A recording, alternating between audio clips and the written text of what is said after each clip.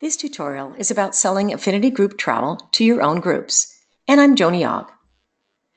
As we have seen with selling travel by using group leaders and Pied Pipers, the way to go is to focus on a very narrow niche where finding potential group leaders is relatively easy. But what if you have a level of expertise in a niche and would like to operate your own affinity travel events with you as the group leader? Selling affinity cruises directly to clients can be a rich and rewarding business, especially if you have a level of expertise that people will pay to access. On many occasions, the travel event is incidental to the decision to join and participate in the overall event. As an example, Jerry Lopez, Mr. Pipeline, is a legendary icon in the surfing community. Jerry hosts a 3-day event for stand-up paddlers in Punta Mita several times a year. His program features surfing with Jerry, having a breakfast yoga session daily, and a night of storytelling where Jerry shares his rich history surfing as a pioneer around the world. The cost is $995 per person, and that does not even include transportation, accommodations, or most meals.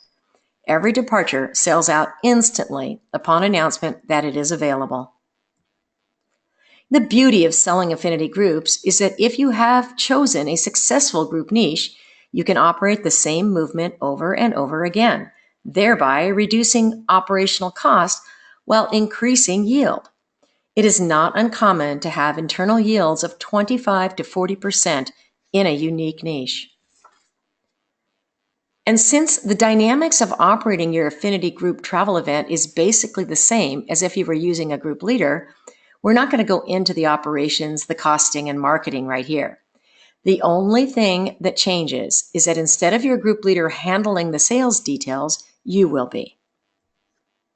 So here are just some of the niches that lend themselves to a rewarding group business: adventure, alumni, antiques, art and museum, authors and experts, automobile and motorcycle, biking, business and networking, cannabis, celebrity, Christmas, comedy and magic, craft beer, crafting of all types, dance, destination weddings, educational and professional, extreme sports, family and multi-generational, financial and investing, fishing, fitness, foodies and cooking, fundraising, gambling, girls only, golf, history, holiday, LGBT, lifestyle, music of all kinds, mystery, nature, photography, political, recovery, religious, running, shopping, singles, special needs, sports fans, sports of all kinds, volunteerism, wellness, and wine. As you can see, there is no limit to the specific niches that one can focus on for affinity group opportunities. And here are some key considerations that will help you along the way to success. Travel professionals new to operating and marketing affinity groups tend to fail with their first few groups as they learn the ropes. Failure can occur by choosing too broad a niche, or not having focused marketing, and not having specific elements that potential group members will gravitate toward. And don't be discouraged by your initial failures, as this is how you learn the affinity group business, and there really is no shortcut. Think about the baseball player that strikes out 10 times in a row before he hits that grand slam home run. Failures are the price of success. And knowing that you should have an exit plan for the group if it fails is important. The most important thing is to not burn anyone in the process. If you have to cancel, immediately refund all of the deposits you have collected and refund them cheerfully and with an incentive to book again on the next group movement. Your reputation depends on how well you manage failure to launch. Capitalize your learning curve. Realize that you may lose money before you make any and plan for that. Never try to market an affinity group using the funds generated by the group's deposits and final payments. The best thing that can happen is that you will have clients mad at you and suing you in small claims court. The worst is that you get on the evening news being arraigned for fraud. And trust yourself.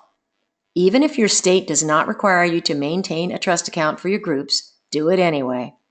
All deposits and final payments should be deposited in a client security trust account and held there until dispersed to the appropriate suppliers.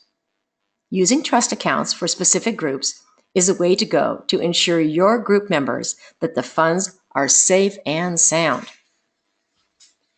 And price is not a motivator. There are many reasons people like to travel in groups, and price is not an important factor. People travel in groups to maximize their vacation time, and by having everything already taken care of, there is less stress to deal with and more comfortable leisure time. And niche groups means that everyone on the group shares a common interest, which creates the opportunity to make new friends and create possible lifetime friendships. And complexity equals profits. The more complex the group travel experience, the more people flock to affinity groups. They can share first-time experiences with others with the same interests, while at the same time enjoy the security, efficiency, and the knowledge that makes group travel so enjoyable. And one of the biggest mistakes travel professionals make when getting into the affinity group business is to focus on price. Instead, focus on value, and price becomes a non-issue. Traveling with an escort that takes care of all the problems and hiccups that occur during the normal course of travel is invaluable to many people. When you add in that the escort will be there to make sure everyone's having a great vacation, it's even more important.